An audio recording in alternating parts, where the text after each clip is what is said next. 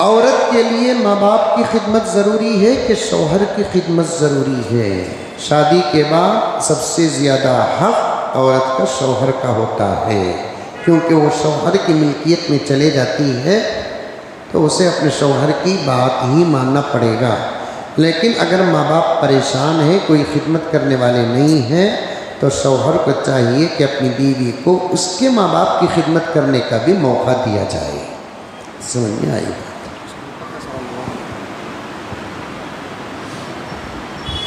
اچھا، حرم میں نماز جنازہ پڑھی جاتی ہے تو عورت کا کیا حکم ہے؟ پڑھ بھی سکتی ہے، نہیں بھی پڑھ سکتی ہے؟ سمجھ میں نہیں؟ پڑھ لینے سے ادا ہو جاتا ہے، گناہ کچھ نہیں ہوتا۔ ہماری مسجد میں پہلی صف میں بیرو ہے، اس میں گلاس ہے، آئینہ۔ جب ہم نماز کو کھڑتے ہیں گلاس میں ہماری تصویر نظر آتی ہے، نماز کیا ہو جائے گی؟ ہو جائے گی۔ لیکن اگر آپ کی نظر بار بار گلاس پر پڑتی ہے، آپ کے نماز کے خشوع اور خضوع میں فرق آتا ہے، تو اس صورت میں نماز مکروہ ہو جائے گی۔ سامنے آئینے والی چیز سے بچنا ضروری ہے۔ انگوٹھی میں ستارہ دیکھ کر جو پتھر ڈالتے ہیں، کیا وہ صحیح ہے؟ انگوٹھی میں ستارہ نہیں دیکھا جاتا، البتہ انگوٹھی کا جو پتھر ہوتا ہے نا، وہ بعض لوگوں کی طبیعت سے جڑتا ہے، بعض لوگوں کی طبیعت سے جڑتا نہیں۔ یہ طبعی مسئلہ ہے، شرعی مسئلہ نہیں۔ ہر پتھر نہیں پہننا، سمجھ میں آئی بات ہے؟ کیونکہ پتھروں کے جسم میں لگنے سے بی پی پر بھی اثر پڑتا ہے، سمجھ میں آئی بات ہے؟ تو اس لیے طبیعت دیکھ کر پتھر کا استعمال کریں۔ یہ عقیدے سے تعلق رکھنے والی بات نہیں، طبیعت سے تعلق رکھنے والی بات ہے۔ جیسے سورج گرہن یا چاند گرہن آ جاتا ہے تو عورتوں میں ایک بات آتی ہے کہ حاملہ عورت کامی باہر نکلنا نہیں، کیا بھی چیز کاٹنا نہیں، پھاڑنا نہیں، حتیٰ کہ گھر کے ضروریات کی چیز کوتھمیر، مولی، گاجر، گوشت یہ بھی کاٹنا نہیں، انڈا بھی پھوڑنا نہیں۔ اصل میں یہ بات شریعت والی بات نہیں ہے، طبیعت والی بات ہے۔ حضرت مولانا لطف اللہ صاحب مظہر رشادی رحمۃ اللہ علیہ ایک مرتبہ مجھے اس سلسلے میں ارشاد فرمایا کہ سورج گرہن یا چاند گرہن آتا ہے تو آدمیوں کی طبیعت پر کافی فرق پڑتا ہے، اثر پڑا رہتا ہے، اور حاملہ عورت کے پیٹ میں جب بچہ رہتا ہے تو باہر کی کسی چیز کے کاٹنے کا اثر طبعی طور پر بچے پر پڑتا ہے۔ سمجھ میں آئی بات ہے؟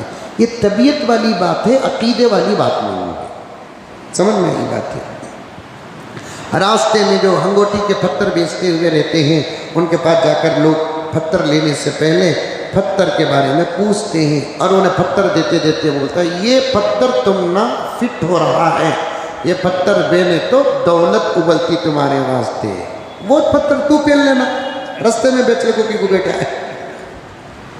جی بات ہے، سامنے والے کو پتھر دے کر دولت کا آفر دے رہا ہے تو پھر وہ پتھر کی انگوٹھی انہیں پہن لینا نہیں، غلط بات ہے۔ ایک عورت سوال کرتی ہے کہ میں گھر میں چمکی کا کام کرتی ہوں اور وہ پیسہ گھر کے خرچ پر لگاتی ہوں، کیا مجھے بھی حلال کمانے کا ثواب ملے گا؟ ضرور ملے گا۔ عورتیں اپنے گھر کے اندر باہر نکلے بغیر کوئی کام کاج کرتے ہیں، ٹیلرنگ کرتے ہیں، لیڈیز کپڑے سیتے ہیں، اور لا کر کپڑے دینے والے بھی عورتیں ہیں۔ عورتوں کے درمیان میں معاملات طے ہوتے ہیں، تو ایسی عورتیں گھر کے اندر کام کاج جو کرتی ہیں، پیسہ بھی لینا جائز ہے، اس قسم کا کام بھی کرنا جائز ہے، اور ان کی اس محنت پر انشاءاللہ تعالی اجر بھی ضرور ملے گا۔ بعض آندھرا کے اور تمل ناڈو کے علاقے میں عورتیں گھروں کے اندر بیڑی باندھتے ہیں، بڑی محنت کرتے ہیں، ان کو برابر اجر ملتا ہے۔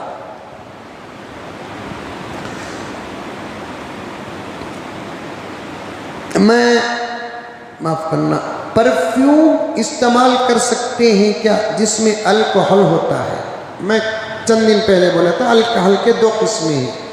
एक अंगूर और खजूर से जो अल्कोहल बनता है वो इस्तेमाल करना जायज़ नहीं, लेकिन इस वक्त जो परफ्यूम वगैरह में जो अल्कोहल होता है ये अंगूर और खजूर का अल्कोहल नहीं होता, दूसरी चीज़ों का ही अल्कोहल होता है, तो उसके इस्तेमाल करने की फुक़हा ने इजाज़त दी है। फिर भी एहतियात यही है कि इस्तेमाल न करें, लेकिन अगर कोई आदमी इस्तेमाल कर लेता है तो कोई हर्ज नहीं है। मैं कॉलेज में पढ़ता हूँ, कई लड़कियाँ बिना बुर्क़े और हिजाब की रहती हैं, आँखों की हिफाजत नहीं होती, फिर मैं घर आकर अल्लाह से माफ़ी मांगता हूँ, क्या यह सही है? सबसे पहली बात है कि ऐसे मखलूत तालीम के माहौल से बचना ज़रूरी है। शर्म और हया फ़र्ज़ है और उसके बाद तालीम है। समझ में आई बातें? अब ऐसे कॉलेजेस जहाँ लड़के और लड़कियाँ मिलकर पढ़ती हैं और उनके दरमियान में कोई मसला नहीं है और बाकायदा कॉलेज से पहले कॉलेज के बाद आम बातचीत सब होती है, ऐसे कॉलेजों में बच्चों को पढ़ना और पढ़ाना जायज़ नहीं है। सिर्फ लड़कों के कॉलेज है तो वहाँ लड़के पढ़ें, लड़कियों की कॉलेज है तो लड़कियाँ पढ़ें। अब ये साहब पूछ रहे आँखों की हिफाजत नहीं होती, हत्तल इम्कान कोशिश करके अपने आँख को हिफाजत करना चाहिए। निगाह नीचे नीचे रखी। उलमा ने साफ लिखा है अल्लाह ताला किसी भी अज़ू को पर्दा नहीं दिया, आँख को पर्दा दिया, आँख को पर्दा दिया, उसके ऊपर एक गिलाफ है। जहाँ तक हो सके आप बचो बेपर्दगी से। ऐसा कोई मौका आ जाए कि जहाँ बच नहीं सकते तो अपने आँखों पर पर्दा डाल दो, जो पर्दा अल्लाह ने आपको दिया है ये भी पर्दे और हिजाब भी दाखिल है। तीसरी बात यह है कि आकर घर में अल्लाह से माफ़ी मांगने की क्या ज़रूरत है? जहाँ नज़र पड़ गई अल्लाह ताला से माफ़ी मांग ली। माफ़ी मांगने में देर नहीं करना।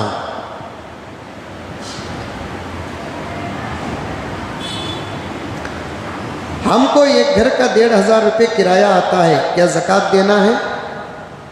किराए का मसला आ चुका है, एक घर का नहीं 10 घर का भी अगर किराया आता है तो वो किराए का पैसा खा पी कर ज़रूरियात पूरे होकर रख दिए हैं या बैंक में रखे हैं और उस पर 1 साल गुज़रा है या ज़कात वाले माल के साथ मिलका है तो तब ज़कात वाजिब होती है। सिर्फ किराया आने पर ज़कात वाजिब नहीं होती। वो पैसे खा पी को अपनी ज़रूरियात पर ख़र्च कर को बच गए तो तब जाकर ज़कात। अब 1500 रुपये किराया है, इकाई 2,500 15,000 रुपये किराया है तो साल का कितना हुआ?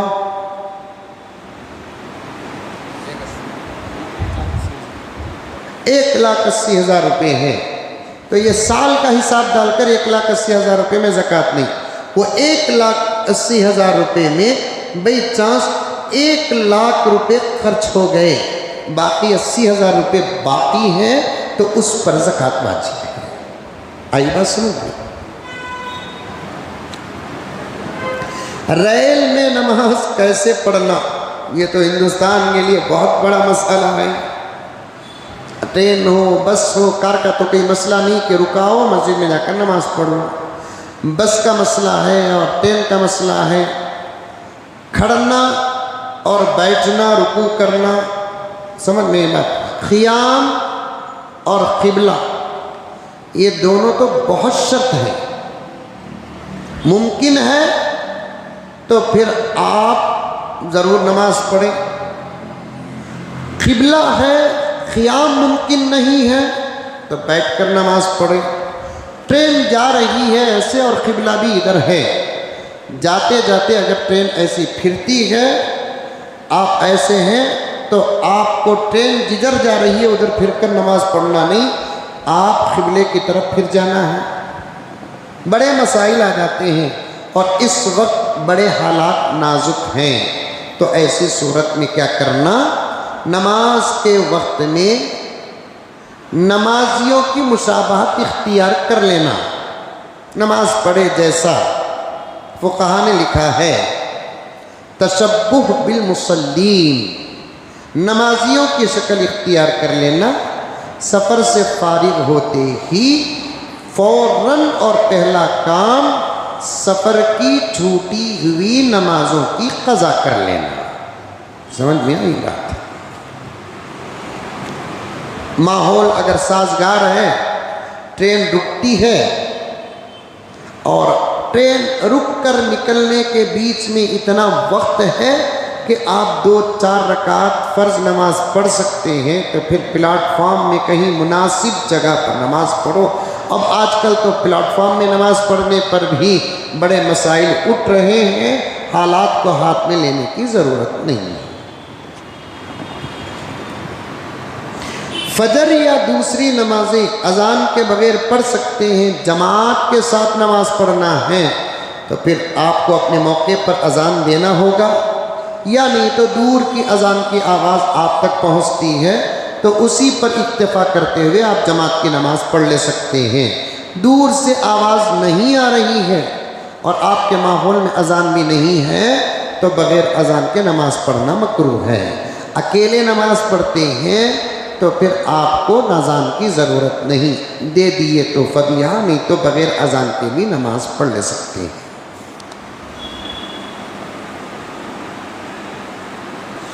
ہمیں کوئی قرض نہیں ہے، صرف بینک میں لون ہے۔ بینک میں لون بھی تو قرض ہے۔ کیا ہم روزے داروں کو افطار کرا سکتے ہیں؟ کرا سکتے ہیں۔ سود دینا الگ مسئلہ ہے، سود لینا الگ مسئلہ ہے۔ سمجھ میں آئی بات؟ سود لینے والا افطار نہ کرائے، بحالت مجبوری سود دینے والا اس سے بچے اور اپنے حلال پیسوں سے باقاعدہ روزے داروں کو افطار کرا سکتا ہے۔ سمجھ میں آیا مسئلہ یہ؟ شادی کی رات دلہن کو 5 سہاگن کا پانی ڈالنا کیا ہے؟ 5 سہاگنہ کا پانی ڈالے تو آرز ڈب کو مر جائیں گی نا؟ کیا ضرورت ہے 5 سہاگن کا پانی ڈالنے کی؟ کیا ضرورت ہے؟ یہ عورتوں کے اندر ایسے غلط عقیدے ہیں، ان کو تو شاید اب حضرت مہدی و عیسیٰ علیہ السلام آ کر ہی سدھاریں گے، کسی کے بیان پر سدھرتے نہیں ہیں، اپنے دل میں جو ہے وہ کرتے۔ گھر کے اندر کوئی نصیحت کرنے والا ہے تو اس سے لڑتے، یا نہیں تو انہیں نہیں رہا تو اپنے عقیدوں پر عمل کر لیتے۔ قرآن اور حدیث میں کیا ہے وہ کرنا ہے۔ شادی کل ہو رہی ہے تو آج 5 سہاگنوں کا پانی ڈالنا، 5 سہاگنوں کا پانی بولے تو مسئلہ آ کر ہے ہمارے پاس، اسے حمام میں بٹھاتے ہیں، ٹیبل میں بٹھاتے ہیں، 5 سہاگنہ جا کو ایک ایک جگ پانی ڈالنا کی کہتو اس کا سہاگ ہے نا دیر تک رہتا کہتے اللہ اللہ اللہ اللہ۔ اور وہ زیور پہناتے وقت بھی سہاگنہ کے ہاتھ میں دیکھو زیور پہنانا سو کہتے، بیوہ کے ہاتھ میں زیور دیکھو وہ ہاتھ میں وہ پہنانے نہیں کہتے۔ لا حول ولا قوت۔ ہمیں قرآن والے ہیں، اللہ والے ہیں، نبی والے ہیں، شریعت والے ہیں۔ پیغمبر کے دنیا میں بھیجنے کا مقصد ہی کیا اللہ تبارک و تعالیٰ کا کہ رسوم و رواج کو، توہمات کو، غلط عقیدوں کو ختم کرنا پیغمبر کے بعثت کے مقاصد میں سے ایک مقصد ہے۔